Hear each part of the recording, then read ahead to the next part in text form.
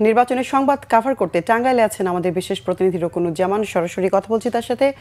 রোকন, vote উৎসবে যোগ দিতে বাড়ির পথে মানুষ, মহাসড়কগুলোর অবস্থা কেমন দেখছেন জানাবেন আমাদের। আপনি জানেন যে আমি আজকে কিছুক্ষণ আগেই ঢাকার বাইরে যে আগামীকালকে যে নির্বাচন, সেই নির্বাচন কাভারের জন্য বের হয়েছি। তো আমি এখন রয়েছি মির্জাপুর সখীপুরে। আমি কিন্তু একটু আগে বলতে ঘণ্টাখানেক আগেই ঢাকা থেকে গাবতলী হয়ে পুরো কালিয়াকৈর গাজীপুর পুরো হাইওয়ে ধরে এখন মির্জাপুর পৌঁছেছি এবং খুব অল্প সময়ের মধ্যে আসলে যেমন পৌঁছে যাচ্ছে। এবং আমি আপনাকে দেখাতে চাই যে পুরো হাইওয়ের অবস্থায় কিন্তু এরকম, অর্থাৎ এখন পুরো রাস্তাই ফাঁকা। শুধু রাস্তা ফাঁকা নয়, একইভাবে যেই কয়েকটি বাস চলাচল করছে, দূরপাল্লার বাস চলাচল করছে, সেসব বাসেও কিন্তু আমরা দেখছি যে যাত্রীর সংখ্যা তুলনামূলকভাবে অনেক কম। অর্থাৎ মোটামুটি 4 দিনের ছুটি পূর্ণ মাত্রায় নিতে মানুষজন কিন্তু গতকাল এবং আজকে সকালে ভোরের মধ্যেই আসলে সমস্ত মানুষজনই চলে গেছে। আপনি জানেন যে এই রাস্তা দিয়েই কিন্তু উত্তরবঙ্গের প্রায় 2টি বিভাগের সমস্ত মানুষজন বাড়িতে ফেরেন এবং সব সময় ঈদে হোক বা যে কোনো এরকম বড় ছুটির মধ্যেও যখনই পড়ে তখনই কিন্তু দেখা যায় যে এই 2 হাইওয়েতেই সবচেয়ে বেশি যানবাহনের প্রেসার থাকে।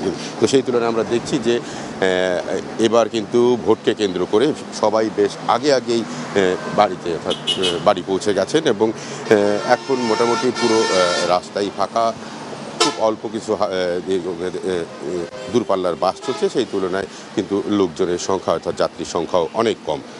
আর আমি আপনাকে একই সঙ্গে বলতে পারি যে আমরা যেহেতু টাঙ্গাইলের মধ্য দিয়েই যাচ্ছি, আমরা কিন্তু এই টাঙ্গাইল জেলার নির্বাচনী পরিবেশও দেখলাম যে নির্বাচনী পরিবেশও এখানে অন্যান্য অঞ্চলের তুলনায় বেশ একটু বিচিত্র বা একটু বৈচিত্র্য রয়েছে এই নির্বাচনী উৎসবের মধ্যে। কারণ যে টাঙ্গাইলের প্রায় 8টি নির্বাচনী আসন রয়েছে। আপনি জানেন যে 8টি আসনের মধ্যে প্রায় সবগুলোতেই বিএনপি বেশ শক্তিশালী অবস্থানে রয়েছে। মাত্র 2টি আসনে আমরা দেখলাম যে জামাতের প্রার্থী শক্ত প্রতিদ্বন্দ্বী দিবেন এবং বাকি যেই আসনগুলো রয়েছে সেগুলোতেও কিন্তু বিএনপির শক্ত প্রতিদ্বন্দ্বী রয়েছে, তবুও সেগুলো ভিন্নভাবে। যেমন আপনি জানেন যে টাঙ্গাইল 4 আসনে যেমন রয়েছে কালিহাতীতে, সেটি যে আব্দুল লতিফ সিদ্দিকী কিন্তু নির্বাচন করছেন। আওয়ামী লীগ থেকে বহিষ্কৃত যেই এমপি ছিলেন উনি নির্বাচন করছেন এবং টাঙ্গাইল যে 8 আসনটি রয়েছে, অর্থাৎ শফিপুর বাসাইল, সেখানেও কিন্তু একজন স্বতন্ত্র প্রার্থীকে